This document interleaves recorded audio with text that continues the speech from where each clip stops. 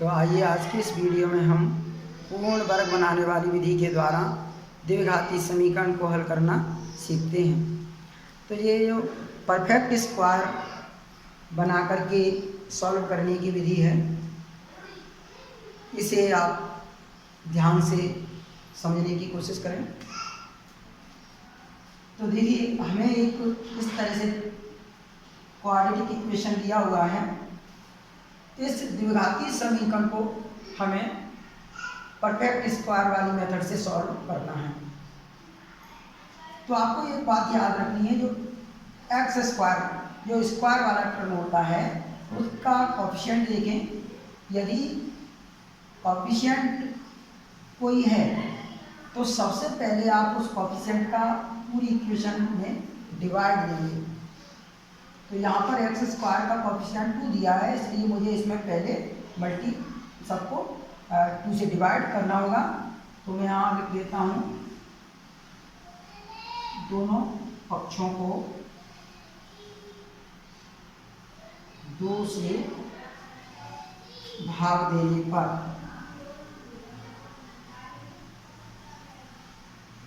अब जैसे ही हम 2 का इसमें डिवाइड देंगे तो ये एक्स स्क्वायर रह जाएगा।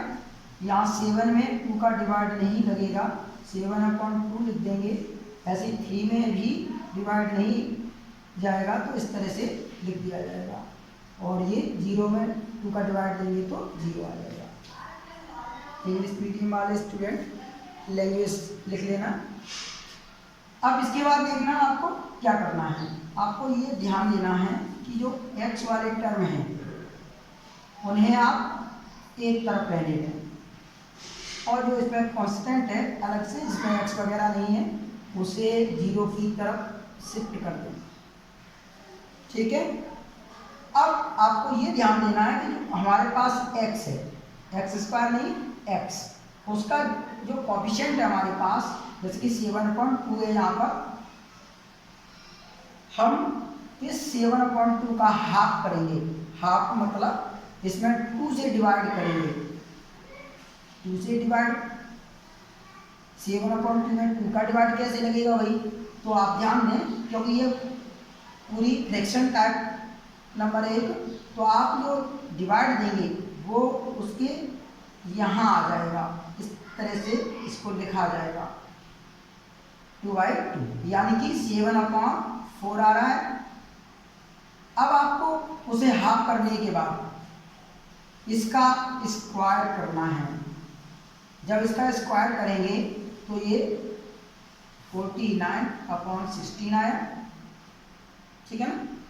आपको अब क्या करना है, जो स्क्वायर दिया है, ठीक है, तो स्क्वायर करने के बाद जो आपको मिला उसे आप बोथ साइड में ऐड करेंगे, यानी कि x square minus 7/2x plus का 49/16, ऐसे ही इसे इधर भी लिख देंगे। ठीक है, दोबारा समझिए।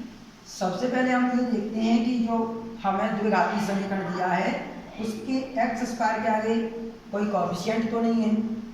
यदि कोई कोफिशिएंट दिया है तो सर्वप्रथम हमें उस कोफिशिएंट से पूरी इक्वेशन को डिवाइड कर देना चाहिए, यानी इसमें भाग दे देना चाहिए। यहाँ मैंने 2 का जैसे ही इसमें भाग दिया पूरी जगह, तो यहाँ से 2 हट जाएगा, एक्स स्क्वायर रह जाएगा, यहाँ 7/2 रह गया, यहाँ 3/2 रह गया, उधर 0। इसके बाद में आपको ये करना है कि एक्स वाले जो टर्म है वो इधर ही रखिए, जो कांस्टेंट टर्म है उसे 0 की तरफ शिफ्ट कर दीजिए।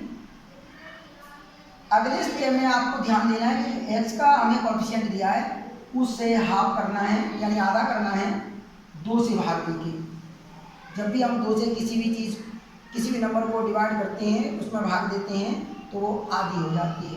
तो 7/2 में हम 2 का डिवाइड कर रहे हैं, तो उसे इस तरह से लिखा जाएगा। तो यहाँ 7/4 हुआ, 7/2 का जब हाफ करेंगे 7/2 का, तो हमें 7/4 मिला। अब जो 7/4 मिला है उसका स्क्वायर कर लेंगे, तो 7 × 49, 4 × 16 आ गया। जो हमें स्क्वायर करने के बाद मिला वो हम दोनों पक्षों में जोड़ देंगे। ठीक है, इतना। अब आपको आगे ज़्यादा दिमाग नहीं लगाना। अब देखिए ध्यान से, ये यहाँ पर एक स्क्वायर बन जाएगा, किसका? ध्यान दें, एक्स लिखेंगे केवल, यहाँ ध्यान दीजिए क्योंकि पहले से ये माइनस था एच वाला टर्म, तो आप माइनस लगाएंगे। अगर ये पूरा का पूरा प्लस का आपको मिलता है तो आप एक्स प्लस लिखेंगे। अब इसके बाद में क्या लिखना है, आपको मालूम है ये जो 49/16 आया है वो कहाँ से आया है, 7/4 से, तो आप यहाँ 7/4 लिख देंगे और इसके हर स्क्वायर कर देंगे। अगर आप इसको a माइनस बी के होल स्क्वायर से एक्सटेंड करोगे तो बिल्कुल आपको यही मिल जाएगा। ठीक है, आगे देखिए इसका एलसीएम ले लेंगे। 2 का 16 का एलसीएम लिया तो 16 आएगा। 2 की टेबल में देखिए 16 कितनी बार आते हैं, तो 2 8 16, तो 8 ये हो गया 24 और ये 49 ऐसा रहेगा क्योंकि 16 का 16। आगे का स्टेप देखिए, ये माइनस के 24 हैं प्लस के 49 हैं, तो 49 से 24 घटाएंगे तो 25 बचेगा। ठीक है, आगे x माइनस 7/4 को इधर ही रहने दीजिए क्योंकि ये स्क्वायर लगा हुआ है। स्क्वायर को जैसे इधर से समाप्त करेंगे तो ये इधर जितनी नंबर है वो सब अंडर के अंदर आ जाएंगी। अब ध्यान दीजिए, ये अगर 25/16 का वर्गमूल निकाला जाए तो हमें प्लस माइनस में 5/4 मिल जाएगा। 25 का 5 आता है, 16 का 4 आ जाता है। ठीक है ना, इधर देख लीजिए, अगर माइनस के 7/4 को इधर शिफ्ट कर दिया जाए तो ये प्लस का हो जाएगा इधर आके। अब देखिए अगर इनका एलसीएम लेते हैं तो ये इस तरह से लिख जाएगा। अब आगे इसको कैसे सॉल्व किया जाए, क्योंकि जो 5 है वो प्लस और माइनस दोनों का है, तो इसे एक एक से करेंगे, प्लस चिन्ह लेने पर और माइनस चिन्ह लेने पर। तो देखिए अगर हम प्लस चिन्ह लेते हैं तो यहाँ से आपको x 5 लेना है और प्लस 7 और बड्डी में 4 जो चल रहा है वो वैसे ही 5 में 7 जोड़ देंगे तो 12 हो जाएंगे और 4 से 4 या 12 हो जाएगा, तो 3 आ जाएगा। ठीक है, इसके बाद यदि हम यहाँ माइनस चिन्ह ले लें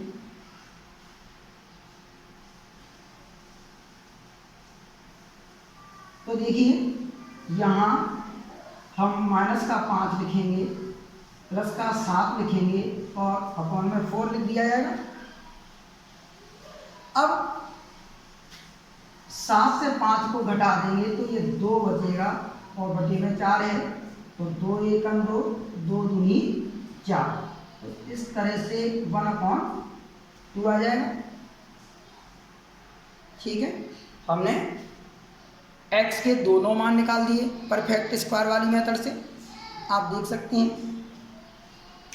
चलिए आइए अब अगला सवाल करके देखते हैं। तो देखिए एक सवाल इस तरह से है कि x² माइनस का x है माइनस का 3 और ये सब 0 के बराबर है। इस समीकरण को हम इस मेथड से किस तरह से सॉल्व करेंगे जरा देखिए। तो सबसे पहले हमने ध्यान देना है कि x² का कोई कोएफिशिएंट तो नहीं दिया, तो यहाँ देख रहे हैं कि x² का कोएफिशिएंट 1 है, इसमें कोई अदर कोएफिशिएंट नहीं आया है, तो हमें यहाँ पर डिवाइड नहीं करना है। ठीक है ना, इसके बाद में हमें क्या करना है, हमें x का कोएफिशिएंट देखना है। यहाँ पर हमें x का कोएफिशिएंट 1 मिलेगा, अगर इसे हम हाफ करेंगे तो 2 से डिवाइड करना है। ठीक है, यानी कि 1/2 आया। अब इस 1/2 का स्क्वायर करेंगे तो हमें 1/4 मिल जाएगा। हम इस 1/4 को इस इक्वेशन में दोनों तरफ ऐड करेंगे, ये आपको याद रखना। अच्छा, इससे पहले मैंने ये बताया था कि जब डिवाइड हो जाए या डिवाइड नहीं हो रहा है तो आप x वाले टर्म एक तरफ रखिए और जो कांस्टेंट टर्म है उसे उधर लगा दीजिए। क्लियर है? अब हमने जो हाफ करके देखा और उसका स्क्वायर भी कर दिया, उसको हम दोनों तरफ ऐड कर देंगे। तो मैं यहाँ पर 1/4 को बोथ साइड में ऐड कर लेता हूँ। अब ये किसका स्क्वायर बनेगा, तो x x माइनस 1/2 का इसे होल स्क्वायर लिख दिया जाएगा। आगे देखिए यहाँ एलसीएम लेंगे तो 4 दिया, ये 12 हुआ, ये प्लस का 1 होगा, ये हम ऐसे ही रहने देंगे तो ये 13 हो गया, ये अपॉन 4 हो गया। अगर इसका स्क्वायर हम हटाना चाहते हैं तो अंडर में 13/4 को लिख दिया जाएगा। अब यहाँ 13 का तो कोई स्क्वायर रूट नहीं होता, 4 का होता है, तो इसके आगे प्लस माइनस लगा देंगे। यहाँ x जोड़ दिया जाएगा और इसे 1/2 को इधर जब शिफ्ट करा जाएगा तो प्लस का हो जाएगा। और यहाँ से आप देख सकते हैं अगर एलसीएम लेंगे तो प्लस माइनस 13 प्लस का 1/2 आ जाएगा। ठीक है, तो जो हमें क्वाड्रेटिक इक्वेशन दी गई है उसके 2 रूट आ जाएंगे, प्लस का अंडर 13 प्लस 1/2 और एक आ जाएगा माइनस का अंडर 13 प्लस 1/2। यहाँ प्लस और माइनस निशान लेकर के लिखने की कोई आवश्यकता नहीं है। ठीक है, अपन यही आंसर कर देते हैं। चलिए एक सवाल और देख लेते हैं।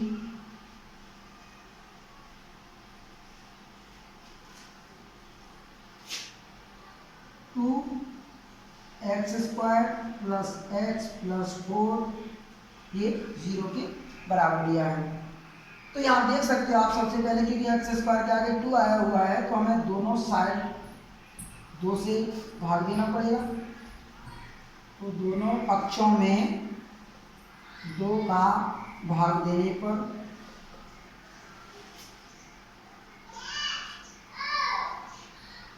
दो से भाग देने के बाद समीकरण इस तरह से रह जाएगा एक्स स्क्वायर या इसका कोएफिशिएंट 1 है तो आप 1/2x ऐसे लिखें।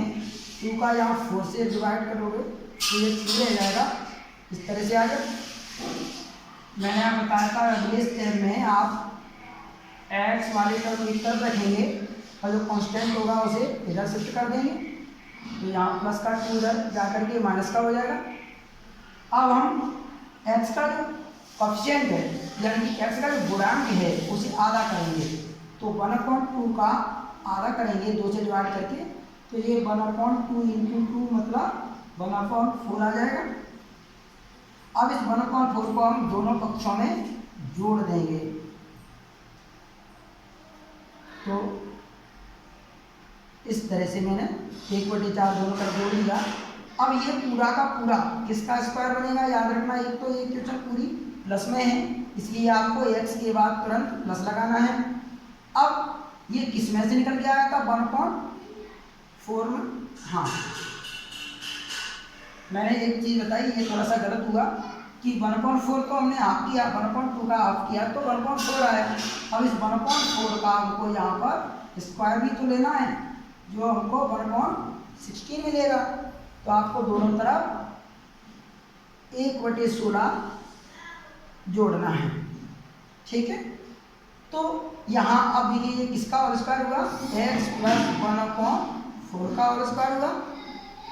ठीक है, 1/4 क्या है, आगे इसका एलसीएम लिया तो 16 दूनी होते हैं 32, ये प्लस 1 ऐसे ही रहने दिया। x प्लस 1/4 ये 32 से गया तो माइनस का 31 16। अगर x प्लस 1/4 इधर ही रखते हैं और इस स्क्वायर को हटाएं तो इधर ये सब अंदर में आ जाएंगे। ठीक है, अब देखिए हमने वास्तविक संख्याओं में यानी कि रियल नंबर में समझा है कि किसी भी नेगेटिव नंबर का वर्गमूल यानी कि स्क्वायर रूट नहीं निकलता है। तो यहाँ से ये जो वैल्यू है यहाँ अनडिफाइन हो जाएगी, है ना, ये नॉट डिफाइन है वैल्यू, अपरिभाषित लिखेंगे मतलब।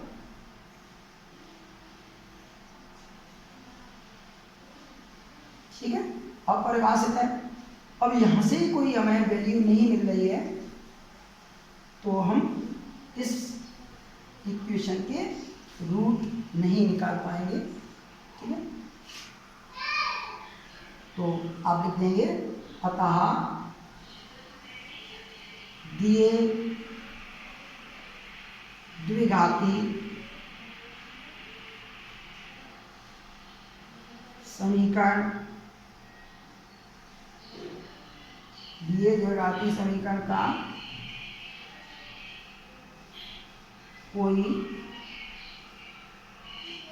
हल नहीं है। ठीक है, हमारे पास इसका कोई सॉल्यूशन नहीं है, नो सॉल्यूशन। क्लियर? तो उम्मीद करता हूँ कि आपको परफेक्ट स्क्वायर वाली मेथड के द्वारा क्वाड्रेटिक इक्वेशन सॉल्व करना आ गया होगा। यदि कुछ समझ नहीं आया हो तो आप कमेंट करके मुझे बताएं। नेक्स्ट वीडियो में आपकी वो समस्या सॉल्व कर दी जाएगी। Thank you.